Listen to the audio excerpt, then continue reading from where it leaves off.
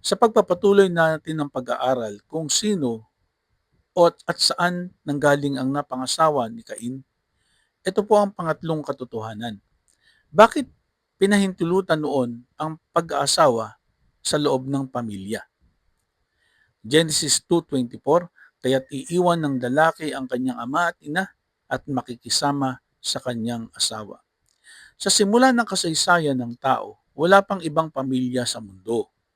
Upang dumami ang populasyon, kinakailangang mag-asawa ang mga anak ni Adan at Eva. Noon, hindi pa ibinibigay ng Diyos ang kautusan na nagbabawal sa pag-aasawa ng malalapit na kamag-anak.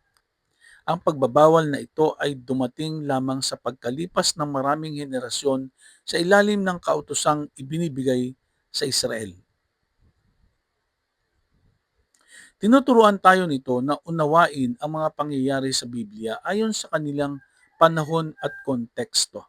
Hindi lahat ng nangyayari noon ay otomatikong utos o pamantayan para sa atin ngayon.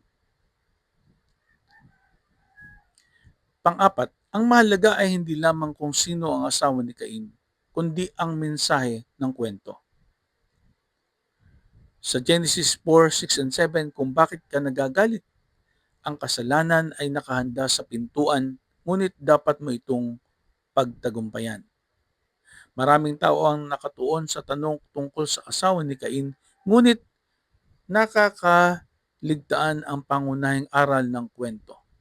Ang sentro ng salaysay ay ang panganib ng galit at inggit, ang bunga ng kasalanan, ang awa ng Diyos sa kabila ng pagkakamali ng tao. Mahalagang maging mausisa sa pag-aaral ng Biblia. Ngunit higit na mahalagang isabuhay ang mga aral natin nito kaysa manatili lamang sa mga tanong na pangkasaysayan. Panglima, ang Diyos ay may sagot kahit hindi natin alam ang lahat. Deuteronomy 28:29, ang mga lihim na bagay ay nauukol sa Panginoon nating Diyos, ngunit ang mga bagay na ipinahayag ay nauukol sa atin. May mga tanong sa Biblia na hindi ganap na sinasagot ng detalyado. Gayunpaman, sapat ang ipinahayag ng Diyos upang makilala natin siya, sumampalataya sa Kanya at mamuhay ng ayon sa Kanyang kalooban. Hindi kailangan malaman ang lahat ng sagot bago magtiwala sa Diyos. Ang pananampalataya ay nangangahulugang pagtitiwala sa Kanyang katotohanan kahit may mga bagay na hindi pa natin lubos na nauunawaan.